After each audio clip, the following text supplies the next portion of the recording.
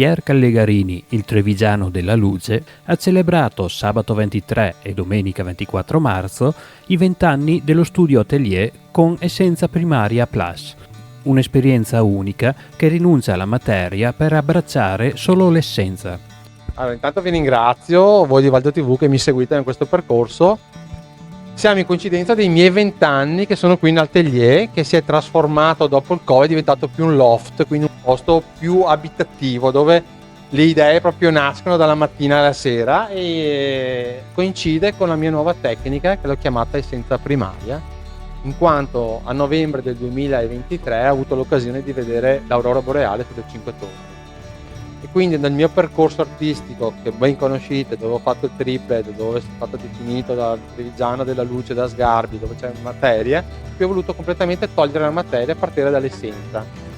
Quindi vedendo l'alba, vedendo l'aurora che mi ha ispirato, questi colori eterei, ho voluto togliere tutto quello che ho fatto fino adesso, quindi ho tolto la materia per tornare all'essenza.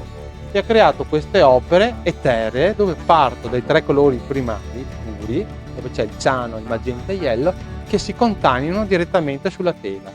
Quindi abbiamo i 3 colori puri che si incontaminano con cosa? Cos'è che dà vita? L'acqua. Quindi prendo questi 3 colori puri, li metto con l'acqua pura, si contaminano e mi crea tutta questa essenza di colori, di multicolor.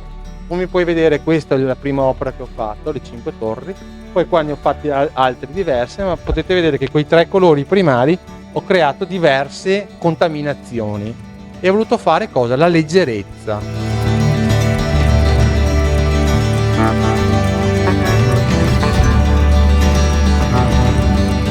Dopo 33 anni di esperienza, i 3 colori primari prendono vita su tela, creando una nuova visione luminosa. Nel mio percorso creativo ho sempre parlato di concetti, ho parlato di sostenibilità, ho parlato di riciclo, ho parlato di disgelo, vi ricordate il ghiacciaio nel 2016? Ho parlato di guerre, ho parlato di muri, del Great War, ho parlato di ponti, che il ponte unisce, e a questo punto ho detto ci sono le guerre in corso, purtroppo ci sono le guerre in corso, la storia, spero che ci serva qualcosa, e abbiamo bisogno di leggerezza. Cos'è che ci dà la leggerezza? La natura. I fiori.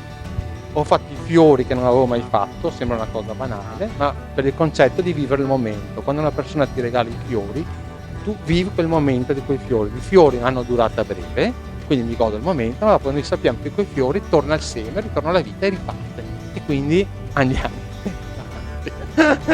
Grazie di cuore.